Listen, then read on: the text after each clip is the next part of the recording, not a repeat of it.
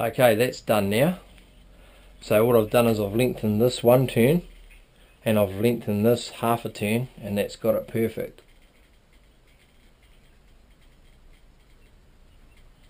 If you have a look there. Alright, so you just do exactly the same for the other side. So to get your so you've got a common reference point, so spin around, put it in,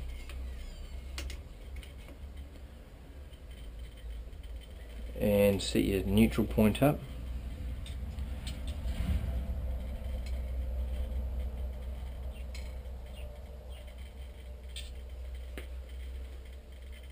And then have a look at it and see what happens.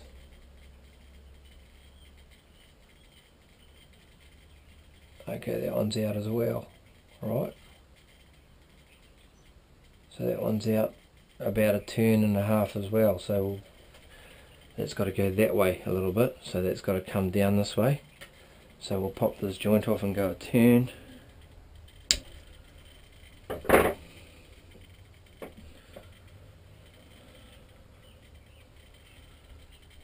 Half one. And we'll do, so we've got a length and half a turn on this here. So to lengthen, you're undoing that, so you turn this way.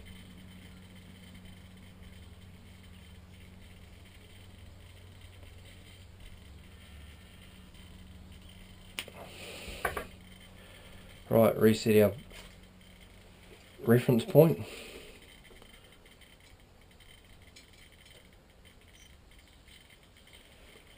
And re-eye it up.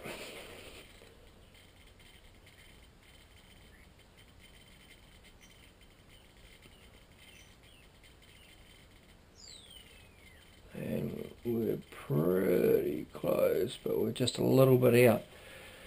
I need to come back about quarter of a turn on this. So shorten this up quarter of a turn.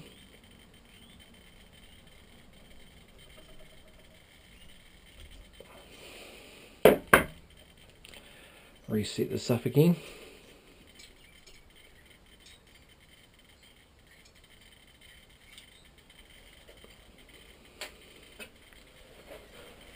And come back in.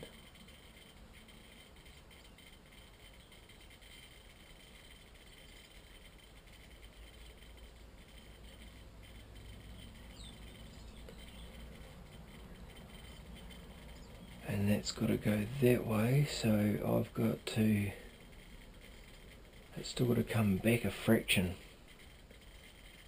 So it's a little wee bit off. Just a fraction, so we'll come, that needs to come back this way. Just a fraction. So if we shorten this one, it'll push it forward that little wee bit, so we'll just come back a bit more.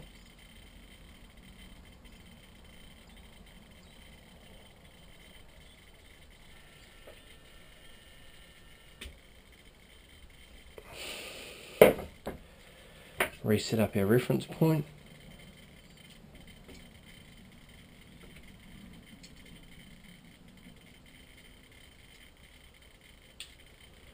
Reline it up.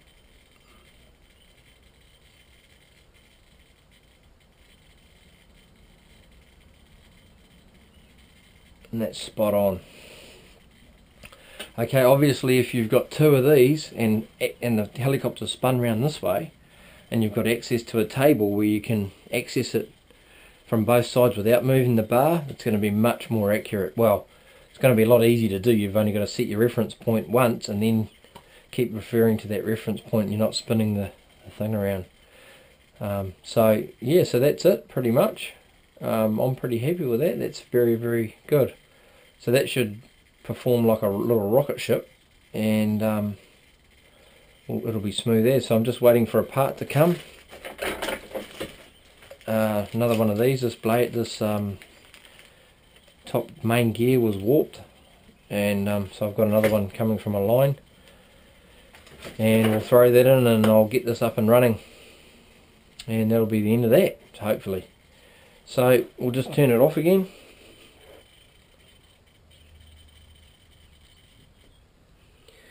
and power down your transmitter, and that's it done. Something on blade tracking, just grab your blades. What you do is make sure that you've got your tape above one another, so use the same gauge that you've got here for your 600, and it drops down into these ones here.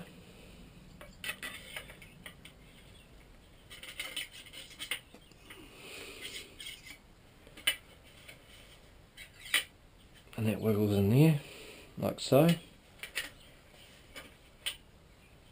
And it's a good way to check to see if your bushes are in correctly, because if there's a gap here, you know, if you've got a gap, like, I'll show you, like this, when you put them on the same plane, you've got the bushes being cross-drilled incorrectly, and it will that'll cause a major, you'll never get your tracking right, ever. It'll just be all over the place, and it will just vibrate and vibrate and vibrate, like the head will nearly shake off. Makes a big difference. Okay, so push that right through, and then what you do is put one piece of tape on your blade tracking here. Okay, and then what I do is I get my tape and I lie it on here, sticky side up, just about halfway, and then I lift this blade up and then I sit it on top, so that when you've got it together, your blades are lined up. So when this passes, when it's actually spinning, technically you should actually see both those lines together in a line, rather than one on top of the other or out like this going past one another. So we'll demonstrate that a bit later, once I get this part and we're away. All I'm waiting for is that gear and we're ready to roll.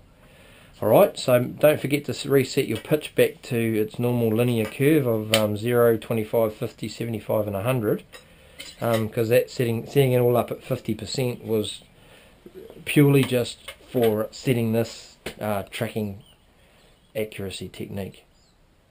If you want to be more accurate, you can use the level here, and when you've got your pin going down through, you can get the same level that you've got on the bottom here. If it's out to the deck, then you put it between the dots and you just slide it backwards and forwards until you line up your